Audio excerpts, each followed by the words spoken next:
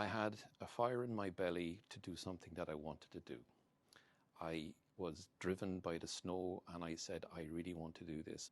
Hi, I'm Professor Neil Rowan. I'm an academic researcher and lecturer here in the Faculty of Science of Health at Technological University of the Shannon in the Midlands. I went to do my Leaving Cert in 1985 and the Christmas exams in 1985. I remember in biology, I got advice to say there's no future for me in science, which is a strange thing to put on a form. So I was grappling with the idea of what I should be doing, and I just went with the whole idea of, no, I really enjoy biology. So I went from a C, which is a H5, to doing the Leaving Cert and getting a H3.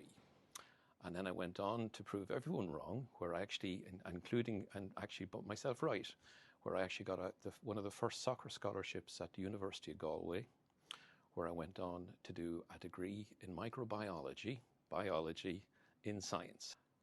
30 years on, I'm happy to report that I'm the top-ranked scientist in the world for decontamination. I got a higher doctorate award, which is the top academic institutional award for science in the UK and Ireland. And I'm on the National Science Advisory Forum for Strategic Policies.